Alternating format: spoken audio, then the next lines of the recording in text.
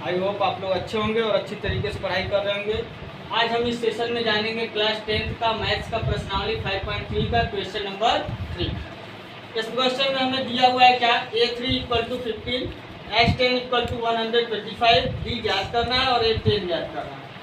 a10 भी हमें यहाँ ज्ञात करना है।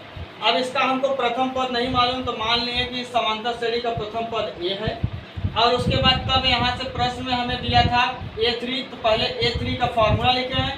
a3 का फॉर्मूला देखिए, यहाँ से लिखा गया कि an बराबर हमारा a + n - 1 × d होता है। तो जहाँ n होगा वहाँ 3 रख देंगे तो वो a3 का मान हो जाएगा। तो यहाँ a3 बराबर हो जाएगा a + 3 - 1 × d। तो यहाँ से a3 का मान हमें 15 दिया था तो इसका मान 15 रखें। यहाँ हो गया a + 3 में से 1 माइनस करेंगे 2 और इसके साथ d है। अब यहाँ से इसे इधर और इसे इधर लिखकर हम समीकरण नंबर 1 से मान लिए हैं। अब इसके बाद दूसरे नंबर में तथा हमें दिया था क्या, s10 का मान। तो s10 का मान हम रख दिए।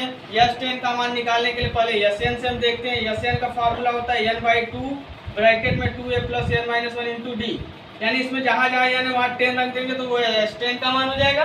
तो n जहाँ है वहाँ क्या रखे हैं 10, n जहाँ है वहाँ क्या रखे हैं 10 रखे हैं। अब यहाँ से हम 2 से भाग देंगे तो इसमें तो 5 बार में कट जाएगा। और s10 का मान हमें यहाँ क्वेश्चन में दिया था 125, तो 5 इधर है, इधर भेज देंगे भाग हो जाएगा। और यहाँ पर हमारा बच्चा 2a, 10 में से घटाएंगे तो 9, d हो जाएगा यहाँ पर।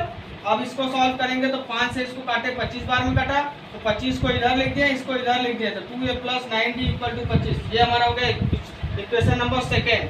अब देखा जाए तो रैखिक समीकरण 2 बन गया। तो इन्हें सॉल्व करके a और d का मान निकाल सकते हैं हम। तो इनमें कोई पद बराबर नहीं है तो हम इसमें यदि 2 से गुणा करते हैं तो ये पद बराबर हो जाएगा ये वाला। तो इसीलिए हम 2 से गुणा किए हैं। समीकरण 1 में 2 से गुणा करने पर गुणा कर देंगे इसमें, तो यहाँ हो जाएगा 2a, यहाँ हो जाएगा 4d, यहाँ हो जाएगा 15 × 30। ये समीकरण 3 हो गया। अब इसको सॉल्व करके a और d का मान निकाल सकते हैं। जो पद बराबर रहता है घटाने के बाद वो शून्य हो जाता है, कट जाता है, इसलिए ये पद बराबर होगा। तो इसको और दोनों का चिन्ह बराबर रहता है तो घटाते हैं, अब अलग अलग चिन्ह रहता है जैसे प्लस माइनस रहता है तो जोड़ते हैं। तो इनके आगे कोई चिन्ह नहीं है तो हम समझेंगे प्लस है, तो दोनों प्लस में है तो घटाएंगे। तो इसीलिए यहाँ लिखे हैं कि अब समीकरण 2 में से 3 को घटाने पर, तो इसमें से इसको घटाएंगे तो यहाँ देखा जाए तो 2a में से 2a घटेगा 0 हो जाएगा, यानी कट जाएगा। 9d में से इसको घटाएंगे तो 5d आएगा। 25 में से इसको घटाएंगे तो नहीं घटेगा, नहीं घटेगा। तो इसमें से इसको घटाकर हम माइनस में लिखेंगे। क्यों? क्योंकि बड़े में से छोटे में से बड़ा नहीं घटता है तो क्या करते हैं, बड़े में से छोटे घटाकर माइनस में लिखा जाता है। तो 25 में से 30 नहीं घट रहा है तो इसमें से इसको घटाकर माइनस में लिखे हैं। अब 5 इधर बुरा इधर जाएगा, भाग हो जाएगा। तो -5 में 5 से भाग देंगे तो कितना आएगा, -1 आएगा। अब यहाँ से हमारा क्या, ये जो d का मान आया है, इस d का मान चाहे समीकरण 1 में रखो, चाहे 2 में रखो, चाहे 3 में, किसी में भी रखकर निकाल सकते हैं। तो हम क्या करेंगे, अब d का मान समीकरण नंबर 1 में रखने पर, तो d का मान समीकरण 1 में रख रहे हैं तो समीकरण 1 हमारा a + 2d = 15 है। तो जहाँ d है वहाँ -1 रख देंगे, तो यहाँ होगा a + 2 × -1 = 15।